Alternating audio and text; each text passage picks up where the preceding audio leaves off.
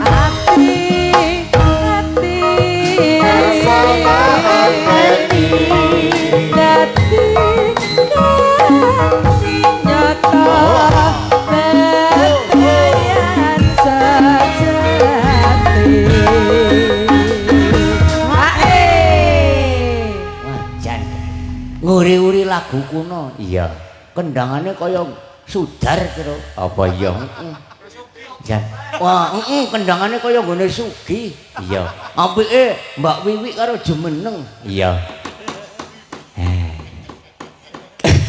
awake dhewe kuwi kudu nguripke sejarah kira iya dagelane ya pirang-pirang ning angger wektune sono ya tak toke ora ya wis ya iya nyambut gawe iki alam-alaman Kang nyambut gawe terus iya nyambut gawe iki paling kepenak dadi apa nek tumrap aku lho terus iya paling kepenak kuwi dadi juragan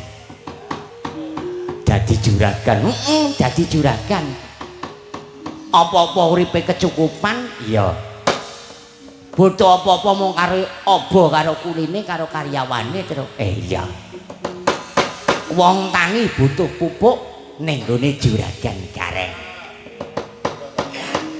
Wong tani arep adol panenan ning gone juragan gareng. Batine pirang-pirang juragan gareng. Batine pirang-pirang reng. Mongko dadi juragan saben pasaran. Iya, Kemis Minggu ning pasar Ngambal. Selasa Jemuah utawa Winangun. Iya. Terus pasar Telaga, pasar Prembun.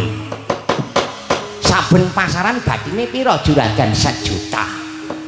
Wah, akeh temenan reng, akeh terus. Ya. Mangkat pasar batine 1 juta, bali pasar ya batine 1 juta. Sesasi bisa tuku kol. Iya. Setahun iso tuku truk. Cetha terus. Ya. 5 tahun treke papat ya omahe tingkat apa ora kajen juragan gareng nek kowe kepiye Truk nek aku seneng dadi guru kok dadi guru kuwi terhormat pahlawan tanpa tanda jasa saben sasi entuk bayar nah campure karo bu guru apa meneh nek guru kuwi iso kredit pit motor anyar terhormat deng tindak pundi Pak Guru Pak Guru wajan terhormat uripe wis ora nyambut gawe isih nampa bayar wis pensiun kowe dadi guru nek urung mati duwite sansaya mengalir nek kowe ket mau meneng kowe pengen dadi apa Gong kowe pengen dadi apa Gong alah ngono dadi guru karo juragan aku terima dadi wong tani lho kok dadi wong tani Gong wong tani kuwi ngrekoso macul ning sawah dicokot lintah melarat dari wong tani ora apa-apa melarat ning kok ora ngerti wong tani jaman saiki modern biyen tandurane mung telo jagung ya saiki melon semangka iya nandur mayit matamu nandur mayit iya wong tani sugih duit sugih bondo sugih panenan nenek wong tani ora manut karo juragan kowe ora tak doli pupuk kowe ora tuku pupuk ning gone juragan gareng arep apa pindah golek liyane nganggo telepon nganggo mendil ora apa-apa wong tani sugih kebo sugih sapi arep apa wong tani ora manut karo juragan nek panen ora tak tuku ora adol ning gone juragan gareng ora apa-apa kowe men kowe kaliren nek wong tani kuwi ora sugih bondo ora sugih donya ora duwe truk ora duwe pupuk mesti bingung awit saiki pupuk kowe ora mung pupuk organik ning petroganik.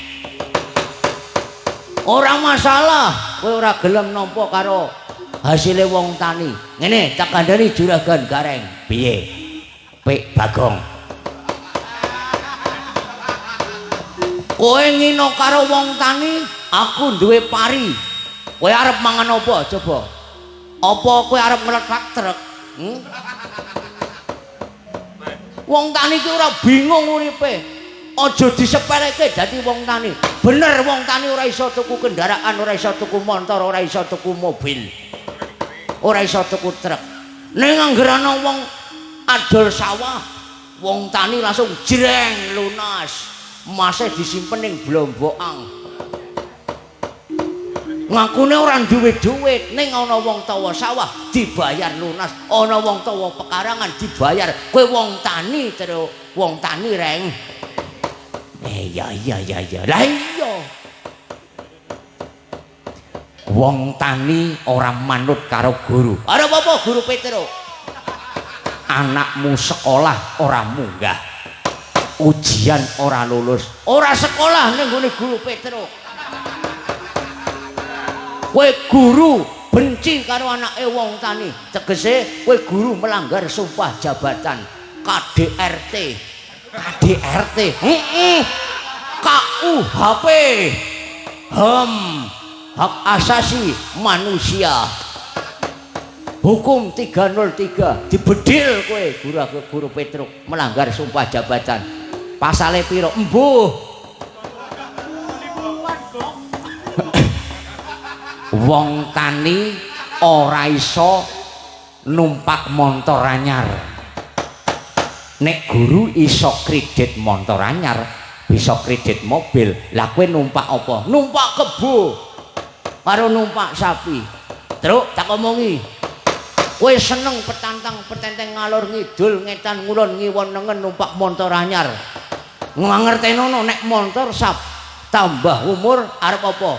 Mesti tambah rusak. Iya. Nek kebo, ayo. Tambah umur malah mana Sugendi guru karo wong tani. Ngene lho, Truk, ora usah debat karo Bagong awake dhewe kalah. Mulane ngene lho, Truk, Reng, wong tani ya apik, ya guru ya apik. Saudagar utawa pedagang kowe ya apik, sing baku bersatu. Pancasila kudu diugemi Truk. Halo Bandung, ibu kota periangan. Halo Bandung, terus ora bisa. Wis wong Pancasila kok. Halo Bandung, men ora apa-apa. Iya. Garuda Pancasila, akulah pendukungmu. Patriot proklamasi, sedia terus sembuh. Oh, aku jane apal terus ning aku gendeng cupet. Ya wong karan aku wong tani terus. Ora ngerti apa-apa. Wis gong wis tembangan. Ya wis. Ya. Yo Mbak Vivi, oh Mbak Lucy berdiri, Mbak Lucy. Mas Pono ning ndi Mas Pono? Bapak Pak Carik Jarwo.